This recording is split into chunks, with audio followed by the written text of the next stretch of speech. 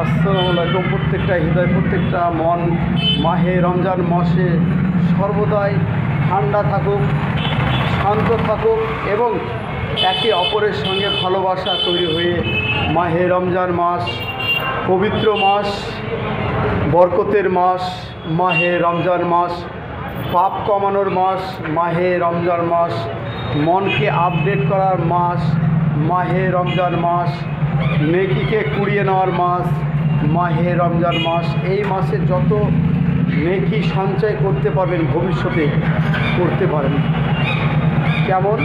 হয়তো কাউকে ইফতার করাতে পারেন, কাউকে পয়সা অনুদান করতে পারে, কাউকে ইফতারের যে চাল হতে পারে, চিনি হতে পারে, কোনো আলু হতে পারে, যদি অনুদান করেন আরও বেশি নেকি। প্রত্যেকটা মানুষকে অনুদান করলে আপনার অনেক সওয়াব, অনেক নেকি। এই মাহে রমজান মাস পবিত্র করার মাস, পাপকে কমানোর মাস, মাহে রমজান মাস। অবশ্যই এই রমজান মাসে 5 ওয়াক্ত নামাজ, কোরআন তেলাওয়াত এবং গরিব অসহায় দুর্দশার মানুষকে বস্ত্র বিতরণ করতে পারেন বা টাকা অনুদান করতে পারেন বা মানুষের সহযোগিতার হাত বাড়াতে পারেন।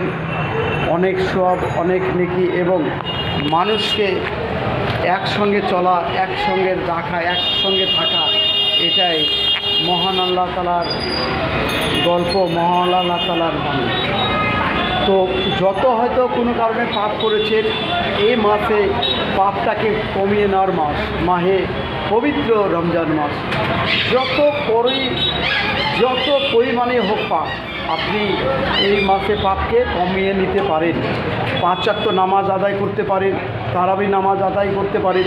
দেখুন, সম্পূর্ণ যদি ভালোবাসা বা সম্পূর্ণ যদি কাজ করেন, যেমন 5 ওয়াক্ত নামাজ, সম্পূর্ণ তারাবি নামাজ, সম্পূর্ণ রোজা, সম্পূর্ণ ভালো পরিবেশ যদি তৈরি করতে পারেন, আপনার অনেক সওয়াব, অনেক নেকি এবং মহান আল্লাহ তাআলা আপনাকে অনেক অনেক ভালোবাসা দিবে। এত ভালোবাসা দিবে আপনি ভালোবাসা নিতে পারবেন।